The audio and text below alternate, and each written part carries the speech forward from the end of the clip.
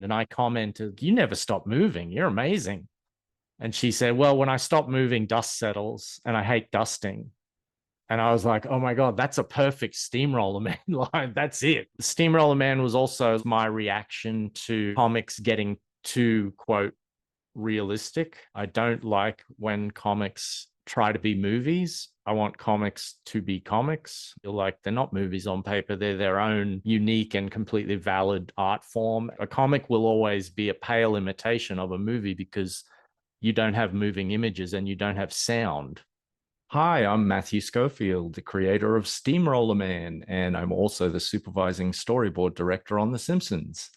You can find me at linktree/steamrollerman and also on Kickstarter now at kickstarter.steamrollerman.com. And you're watching and listening to Two Geeks Talking. Good morning, afternoon, evening, everyone. Two Geeks Talking is an entertainment industry interview show where we interview the creative people from the comic, film, TV, movie, and video game industries. And of course, I'm your host, Kurt Sasso. We are joined today by a multi-talented individual. He's a writer, an artist, and creator of Steamroller Man, but he's also been behind some of the amazing television that we know and love almost for over 20 plus years now, from The Simpsons to Iron Giant and many more. We're joined by the ever-talented Matthew Schofield. How are you doing today? Hey, Kurt. I'm doing well. Thanks for having me on the show. Well, it's good having you. I messaged you, or I messaged everyone on Thread saying, hey, I want to connect with very talented people in the entertainment industry. And you were one of these amazing people that said, yes, I'm amazing. I'm awesome. And I want to be on your show too. And I said, yeah, let's do it. So we were finally have you on here. You've had a variety of a career in the geekdoms that we know and love here. But for those that don't know anything about yourself as a creative person, tell us who you are and what you're bringing to Two Geeks Talking today. My name's Matthew Schofield. I have been working on The Simpsons for 27 years now. Before that, I worked on some animated feature films such as The Iron Giant, Prince of Egypt, Cats Don't Dance. I'm here today to talk about the comic that I write and draw. It's called Steamroller Man. It's a comedy superhero comic, and it's going to be on Kickstarter starting May 12th for a 30-day campaign to fund the print run for issue 2. And I'll also have copies of issue 1 available during that campaign as well. Oh, that's awesome. So it's safe to say that you've kept yourself busy in the creative field for a long time. Indeed. Yes. Yeah. I've been working in animation since the mid 90s. And yeah, it's been quite a journey. I love comic creators who write and draw and create their own works because you're a one-man band. You do absolutely everything. The writing, the drawing, the promotion, the self-promotion must be very time-consuming as well, too. And now you're running a second Kickstarter campaign. There's so much to dive into here. When someone calls Steamroller Man your book, what do you most want that signal about the kind of stories you tell? Beyond it's funny or it's a superhero. I mean, honestly, I'm fine with it's a funny superhero book. There's no sort of high concept to it. It's really like what you see is what you get. Steamroller Man is an overpowered clod of a superhero. Like, he's not incredibly smart, but his heart's in the right place. He always wants to do the right thing.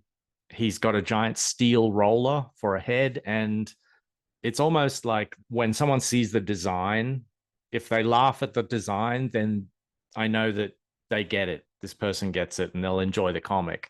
It's a lot of jokes, dad jokes, puns. I try and put a joke on every page, or as many pages as I can. So yeah, I guess I would just like people to think of, it's a fun comedy comic that you can get into with no prior knowledge of superheroes, or with a lot of years of reading superhero comics, because it tends to hit both with like kids who just like the design and they think it's silly and fun, but it also clicks with fanboy people like me who have been reading comics for 20 years or more, because I put like references to comic tropes and comic cliches and stuff, and also like references to certain parts of comic history in the story from time to time. So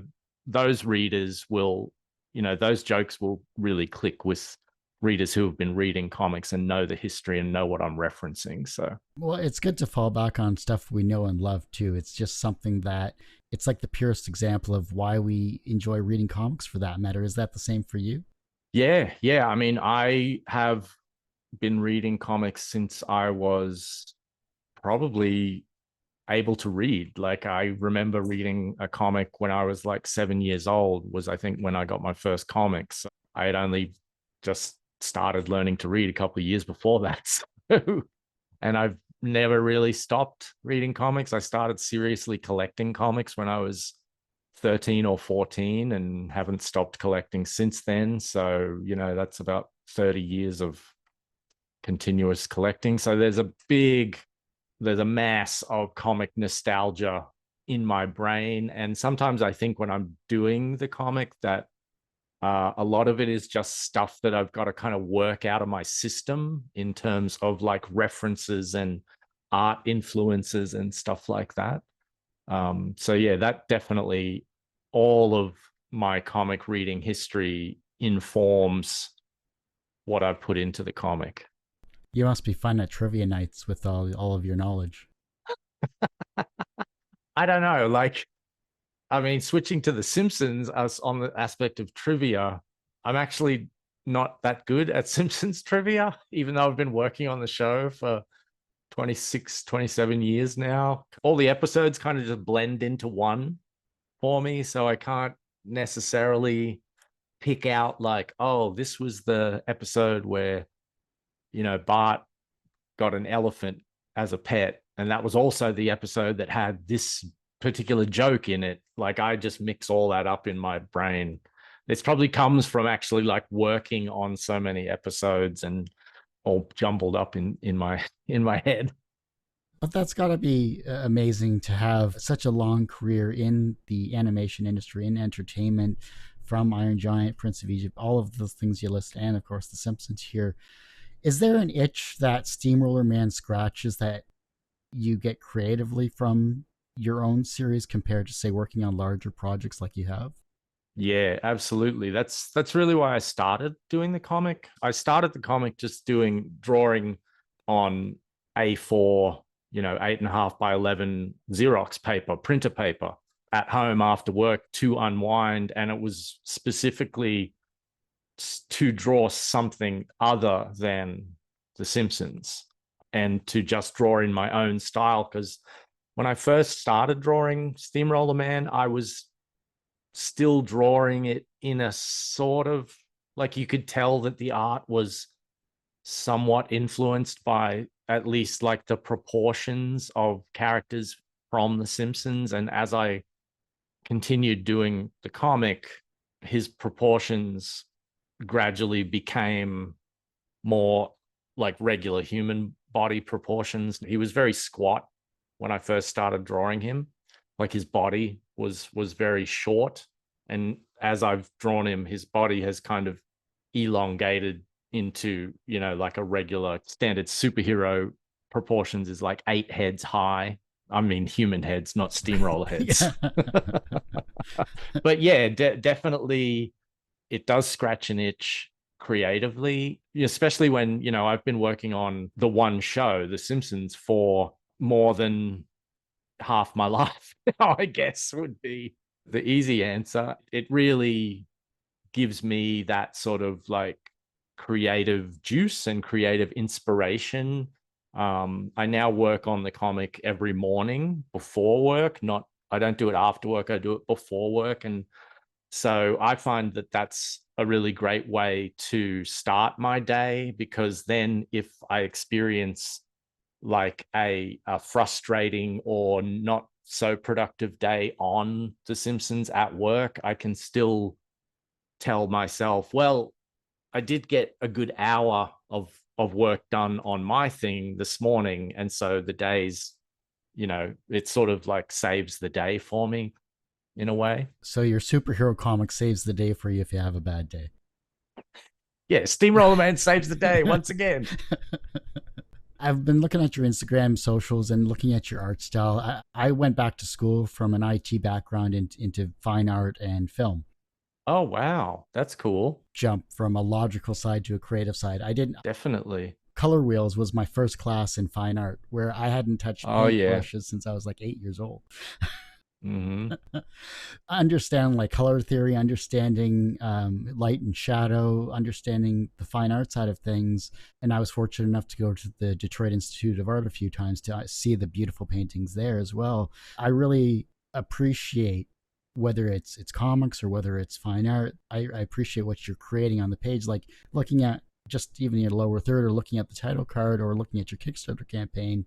It's a free flowing style. Like it's a beautiful use of light and shadow. I love the action that you're doing, even though it's a Oh, black and white thanks. comic. Like this is something where if you can do black and white in comics, you can ultimately do anything, in my opinion. Mm. Yeah, I mean, I've always been sort of more of a fan of the black and white artwork that is used really as an intermediate step for commercial comics. Like I got really into independent comics like Eight Ball and Hate and Love and Rockets in the mid 90s, I guess, when I first started art college. And that was around the image boom happened around the time that I was in art college. And I sort of started to get tired of that style. It was so bombastic and so overblown that I started wanting to expand my tastes and see what else was out there. And so then I started looking at things like what I mentioned, Hate, Daniel Clowes on Eight Ball, Jaime Hernandez. I love Jaime Hernandez's artwork.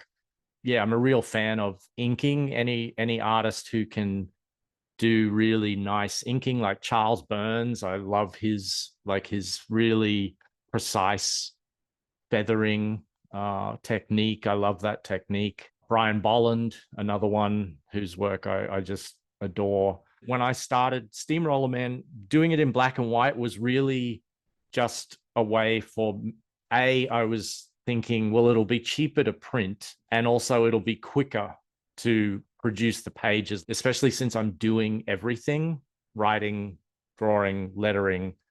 If I had to add coloring also to that equation, that would take me even longer to finish each page.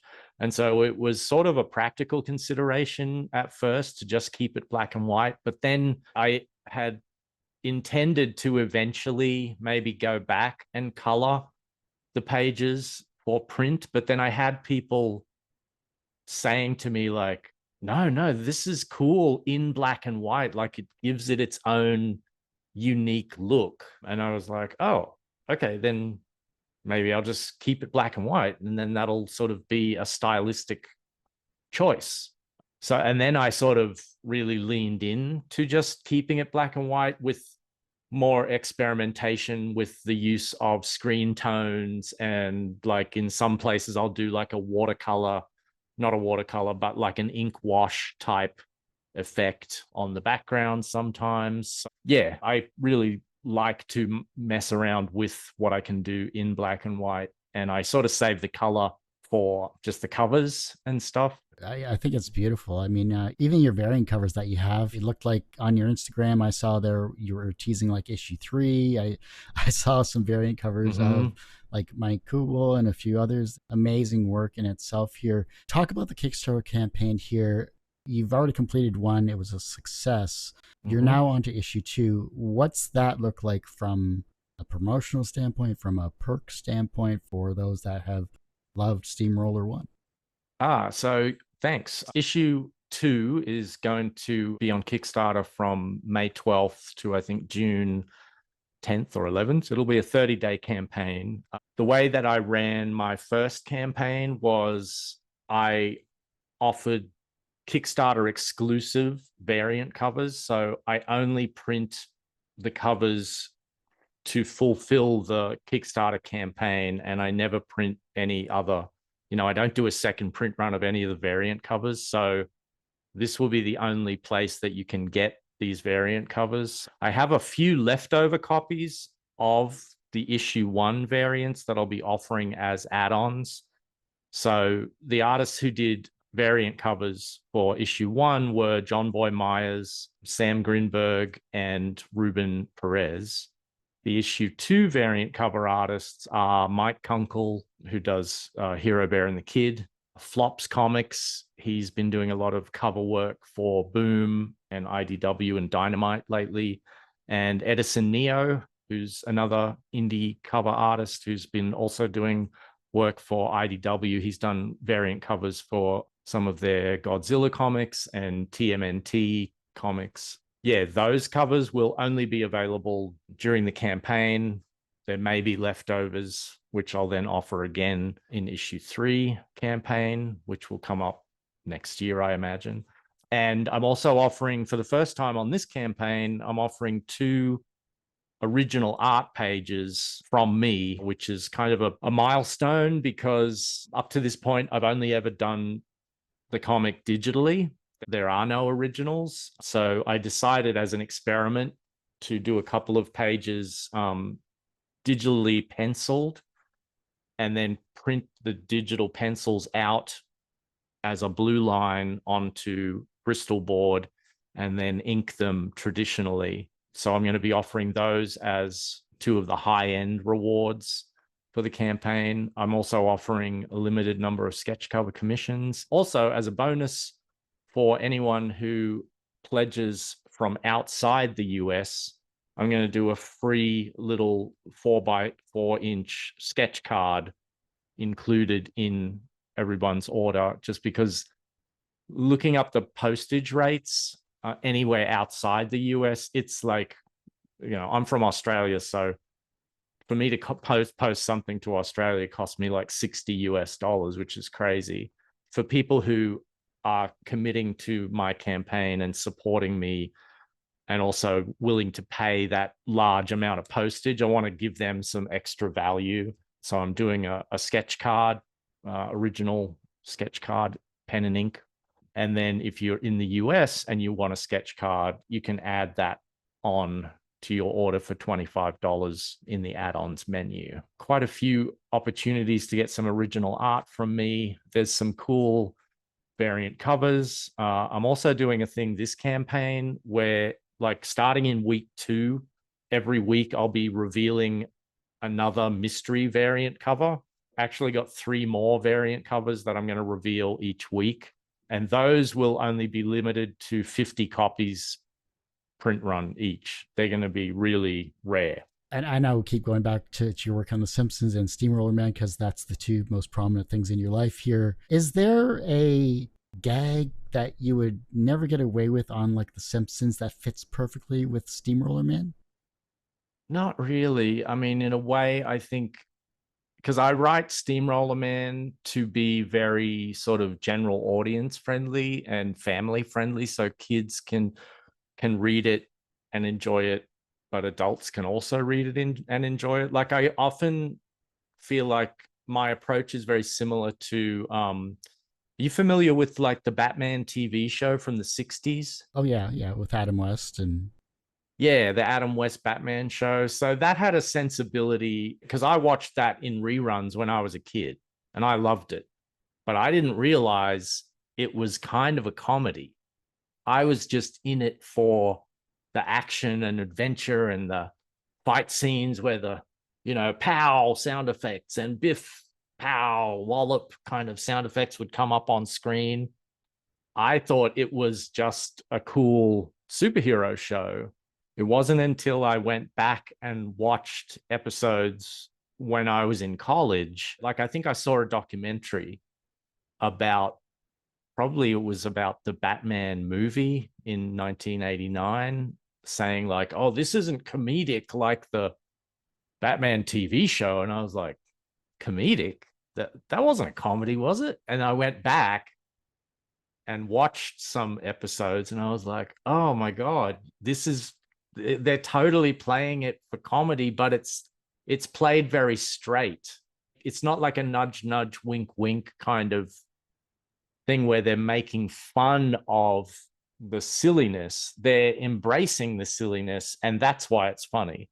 And so I kind of take that approach with Steamroller Man, that a kid can kind of read it and really just enjoy it as a superhero action thing. And it's kind of funny. Like he's definitely like a bit of a buffoon type of character.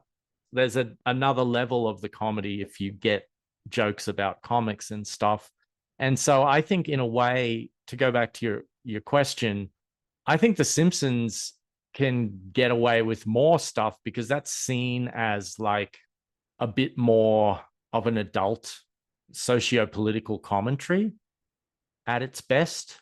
I think that mine is more like, I'm not really trying to have it connect to any real world thing. I like it to just play as its own, or read as its own story within its own world, which is a silly, nonsensical type of world.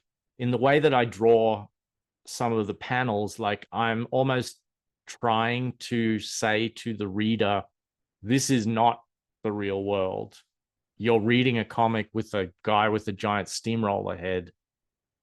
So how can this be anything connected to our real world? So don't take it seriously, basically. Don't take it seriously. Yeah, exactly. Steamroller Man was also like almost my reaction to comics getting too, quote, realistic. I don't like when comics try to be movies. I want comics to be comics. Like, I love thought balloons, which is a comic trope, a comic convention that seems to have fallen out of favor somewhat in modern comics. And I think the reason is that they want modern comics to act as movie pictures or movies on paper. And I sort of feel like they're not movies on paper. They're their own unique and completely valid art form. And why not lean into the tools we have available on the comic page to tell a story, rather than trying to imitate a movie, which a comic will always be a pale imitation of a movie because you don't have moving images and you don't have sound. So, yes, I'm getting real esoterically in the weeds of comic theory here. That's how I feel about making comics and stuff. Unless you're an Alan Moore and you have 300 pages and you can literally go scene by scene and then just make it as a live action, you're not going to get the same in a 24, 48 page comic. So No. I think the limitations of a comic itself showcases the ability to strip down your story to its bare minimum and then build it up with the art style and with the action. Definitely. Yeah, it's interesting you mention Alan Moore because he's done so many different genres and styles. Like, you've got, famously Watchmen, which is like this magnum opus, but then he also did, have you ever read the issues of Supreme that he wrote? So Supreme was Rob Liefeld's sort of Superman-esque character, and he got Alan Moore to come on and write, I think, like maybe 2 years worth of Supreme issues. And he did this perfect homage to Silver Age Superman comics, not dark, not grim. They really worked as Silver Age stories, like really well done, totally in the same style as the old Silver Age comics. I mean, that's why he's revered, I think, is because he can kind of write in any style that he chooses. But that comes down to working out what's the problem of the character, how do they solve it, what's the emotional beats you want to land. How do you do that for Steamroller Man and your own style, doing everything yourself? The way that I approach Steamroller Man is, I mean, the first issue was very much just like me just trying to come up with jokes, and the story was almost secondary. Like, I had a rough framework of what the story was going to be, but not the page by page events. I never wrote like a full script. I was just trying to think like, what gag could I put on this page? And then the next page would be like, oh, and then this could lead to this. And a funny idea for this next bit could be this joke. Like in the first issue, there's like a musical number that goes on for like 12 pages. And I was just having fun, like writing lyrics, like funny lyrics and coming up with visuals. And then I kind of realized like, oh man, this song's gone for 12 pages. And I only wanted to do like a 24-page story. I better get back to the regular story. And so that's why the first issue ended up being 40 pages, because I just went with it when I was doing the song.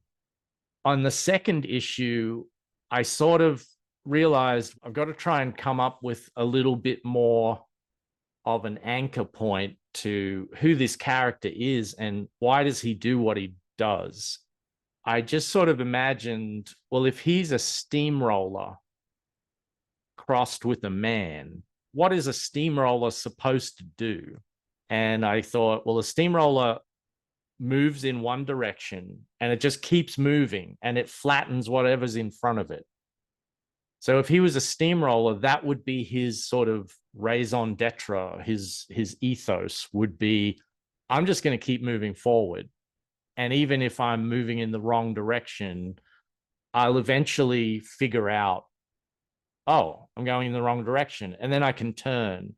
But that's better than staying in place. Like to Steamroller Man, staying in place is equivalent to death, because a steamroller staying in place is not fulfilling the purpose of a steamroller. It's basically just a hunk of junk. That's sort of how I informed his character, was what would a steamroller do if it was turned into a man? Or what would a man do if he was turned into a steamroller? Basically, like if you anthropomorphized, how much of the steamroller would be retained. So as you can see, like I probably put too much thought into it, but there is actually like a method to the madness. And I did actually put some thought into what would his personality be and how would that form, etc. So does that answer your question? I feel like I kind of went off on a total tangent there. You might have gone off on a very straight direction like Steamroller Man would, but I think you're going on to nice. A deeper layer of the character itself. And I think that's rather interesting, because while you're all about the comedy, which is wonderful and that's great for all ages, just that description alone of what you just mentioned, you thought this character out. You wanted to go on a deeper level of just what's superficial. I think that's hard for a writer, and I think that's hard for a reader to kind of understand that, unless they've experienced other mediums as well too. So for you, what other mediums inform your geekiness or your creativity when it comes to your next plot point or your next character design? You know, I'm definitely reading a lot of comics. I read a lot of books about story structure. Basically, since I've started making my own story, I want to know, how do I make this work and make it satisfying for the reader? You know, I also watch a lot of TV and movies. I love movies. I'm not sure exactly like what I'm pulling from exactly to put into the comic. It's just, I know where the story's got to go.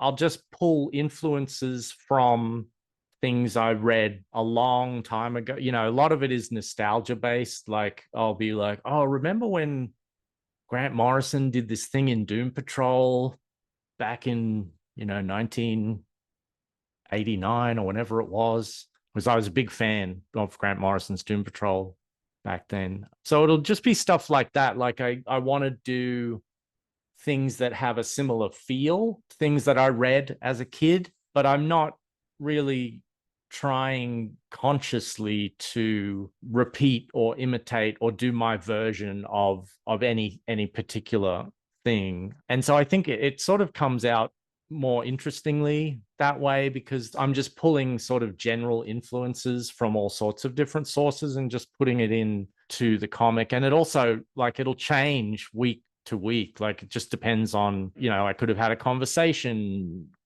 the week that I'm doing this page and think like, oh, I remember what so-and-so said. That would be funny because that was actually, he said that in a funny way. And I'll add that to, there's a line in issue 2.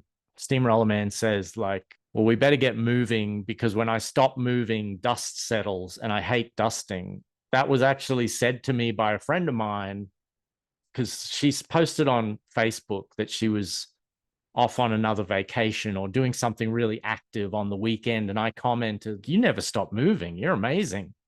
And she said, well, when I stop moving, dust settles and I hate dusting. And I was like, oh my God, that's a perfect Steamroller Man line. That's it. Like that's the ethos that I was just talking about. That's it summed up in just a perfectly natural little joke between friends. I said to her, can I use that in my comic? Because that really sounds like something Steamroller Man would say. And she was like, oh yeah, I'd be honored. Please do. So I put that in the comic the next week. And that's where that page came from. So. That's awesome. I love it. And it's those quippy one-liners that we used to love in the 80s and 90s with those action films and Arnold's and things like that too. And, you get the same with 89 Batman. I don't think you can safely watch a Batman film without saying, I Batman. It's just right. Has that feel yes. to it, So I love the fact that you created something for yourself, for all ages, for the fans there that love this type of thing. And your comic may be like the first comic a young adult person reads when they're either touring the conventions or seeing it online. Like that's got to feel good for you being in this industry for half your life. Absolutely. I only started doing conventions as an exhibitor last year. And my first convention was a local one. I'm in California, so I went and did a convention in Pasadena. That was my first one. And it wasn't a big convention. My table was right by the door of the room where all the artists' tables were. When the convention first opened, the first people that came and stopped at my table were a dad and his son, and his son would have been maybe like 8 or 9 years old, and he saw my banner which had Steamroller Man on it, and he stopped and was like, oh look, Daddy, Steamroller Man. So they stopped, and then his dad said, oh, this is his first convention, his first ever comic convention. And so I was like, oh, this is great, this is my first convention behind the table, like as an exhibitor. So very cool. Welcome to the convention. And so they bought issue 1 of Steamroller Man. My first sale at my first convention as an exhibitor was to a kid at his first comic convention, which I think is really, there's so much like kismet in that interaction. I was like, oh, this was meant to be. That was an incredibly memorable moment for my first convention experience. So yeah, I treasure that for the rest of my life. That's awesome. And that's a great story too, because now you've just inspired that kid to maybe get into comics in some way, shape, or form, all because of a beautifully colored character that was on a banner and a good interaction. That would be amazing. That would be like to hear in like 20 years that like, oh yeah, I bought this comic called Steamroller Man and it made me want to do this comic, which is Mike, his own comic. That would be, wow, that would be amazing. I hope that does happen. I hope so too, because we need more comics in our lives. Yeah, sure. Yeah, absolutely. Everyone has one person that inspired them on their path to where they are today. Who was that for you? Wow. In the more immediate sense, John Boy Myers, who is a comic artist who I met probably 10 years ago at WonderCon here in California. I was talking to him. My son was a big fan of his run on Teen Titans. And so my family was at WonderCon. We were at John Boy's table and just looking at his prints because my son wanted to buy a print. While my son was looking through the prints, started talking to John Boy. And when he found out that my wife and I both worked in animation. He was, he perked up and was like, "Oh, that's amazing. Like, how's that?" Like, so we started talking about our, different work practices and stuff like that. And then I asked him, this was around the time that I had just started working on Steamroller Man, and I had maybe the first 10 pages of my mini comic, 8.5 by 11, folded in half, zine style thing. And I asked him, like, I've been working on this comic, but I don't know whether I should like print it or put it online as a web comic. And he actually said, why don't you set up a Facebook page and just put the pages up on a Facebook page for the comic, and it's attached to your personal page. And I was like, oh, I didn't know you could do that. And he was like, oh yeah, it's easy. Just, you'll figure it out. So I did do that.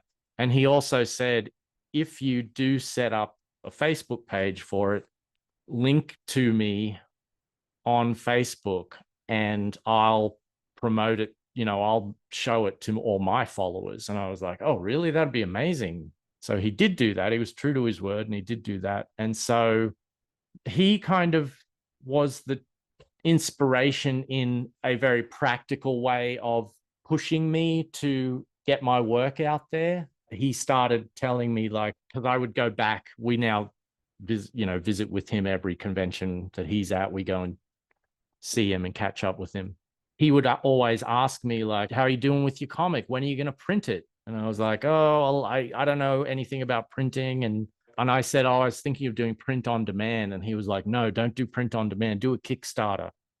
Kickstarter is going to really broaden your audience, get more eyes on it rather than just putting up a print on demand store. He was the one who first pushed me to do my first Kickstarter, which then, I did that. So he was really instrumental and inspirational in bringing Steamroller Man to life in print. As far as like artistic inspirations, I'm very inspired by Dave Stevens, the creator of The Rocketeer. I find his work really inspiring, and also just his work ethic. There's a documentary on Dave Stevens, used to be on Amazon. I'm not sure if it's still streaming on Amazon, but it's definitely worth a watch because it's amazing to just watch how hard he was on himself in terms of his artwork, and he wanted to make his art look as good as it could possibly look, and he was always very painstaking and would redo work, definitely not rushing things out. So his whole work ethic and just his standard of quality that he applied to himself is something that I find really inspirational, and I try to do that to my own work. I'd say those two guys are the main inspirations. From a professional standpoint, you have been in the animation and entertainment industry for over 27 years with, of course, The Simpsons and your other amazing feature films you worked on that we all know and love. And, of course, now as a professional with Steamroller Man and a successful campaign, and I'm sure your second one will be just as successful here, too. So from a professional standpoint, you are successful. Do you consider yourself personally successful? Yeah, I mean, to be honest, yeah, I am very happy with my life. I've gotten further than I ever dreamed I could get when I was just a kid in a small town in Australia, wanting to draw comics. I wanted to draw comics for Marvel and DC, and I had no idea how I would ever get to do that from Australia in the late 80s, early 90s, because the internet wasn't really a thing back then, and the world wasn't as connected as it was back then. So to think back of, to where I started and to where I am now, like, yeah, I'm definitely happy with how my life has gone and how it is going. I feel very blessed and very fortunate to have gotten the opportunities that I've had, and to have worked on the things that I've worked on has been amazing. To have the resume that I've got creatively. Yeah, I mean, if I had one regret, it would be that I didn't start doing my own thing sooner, because I had always wanted to do my own comic, even as a kid. And I always sort of told myself, oh, I don't have time. I don't have the energy. I'm too busy. I'm too tired. And it wasn't until I turned 45 and was like, I'm not getting any younger. If I want to do a comic, I just got to do it now and start doing it. I wish I had reached that point sooner. But yeah, that's the only regret that I would have. That leads me to my next question, which is the reverse of success is failure. How do you deal with your failures? You just got to pick yourself up and learn from it. I don't really see anything as a problem. I like to not use the word problem. I like to use the word challenge. So I'll say this situation's definitely challenging, but I don't say this is a problem. And I don't use language like I'm never going to be able to do this. I always use language like that's something I'd like to try. I feel like failure is just a step on the road to success, and you can't learn how not to do something if you don't fail and then keep going. To go back to Steamroller Man, like you just keep rolling, you just keep moving forward. Even if you have a setback, you've just got to keep going forward. And I think the only failure is in not trying. You just got to keep trying and things will work out how they're meant to work out.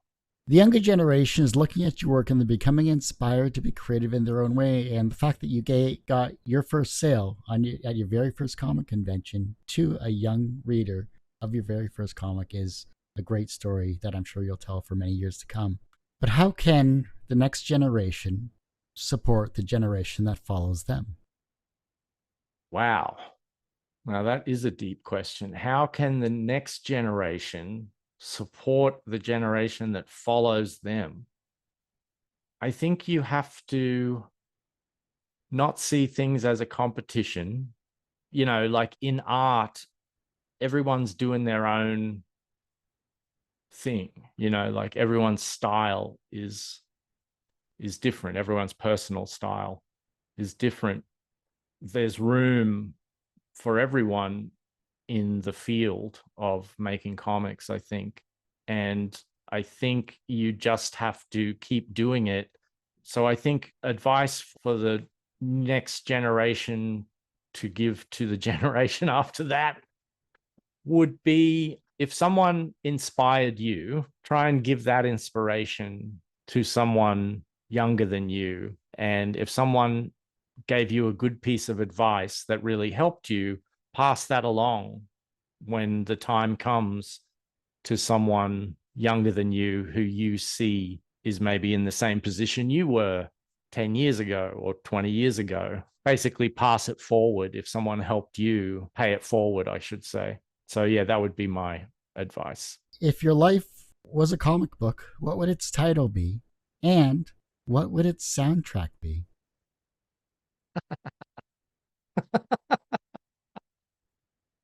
You've really put me on the spot now. Let's go with the Steamroller Man aspect of it and say keep rolling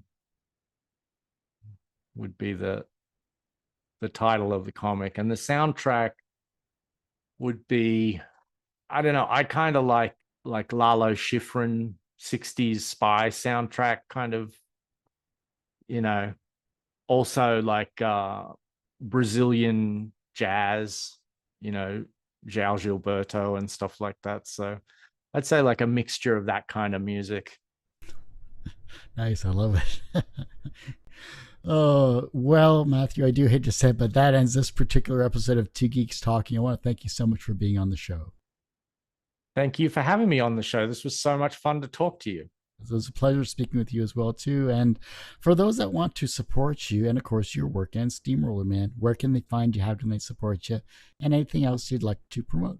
Okay, the Kickstarter campaign starts May 12th on Kickstarter. You can just go to Kickstarter and search Steamroller Man, or you can go to kickstarter.steamrollerman.com, and that will redirect you to my Kickstarter campaign page. If you want to follow me on social media or read my comic, all my links are at linktree/Steamroller Man. Steamroller Man is one word. And steamrollerman.com is where I have pages of the comic posted that you can read for free. And if you want a print copy, go to Kickstarter. Well, like I said, that ends this particular episode of Two Geeks Talking. You can, of course, find this interview and over 1,200 plus others on our YouTube channel, youtube.com/TGT Media. The podcast you can find by searching Two Geeks Talking, TWO Geeks Talking, wherever you get your podcasts, Spotify, iTunes, whatever else out of the 17 other platforms you can get your podcasts on. It's available there.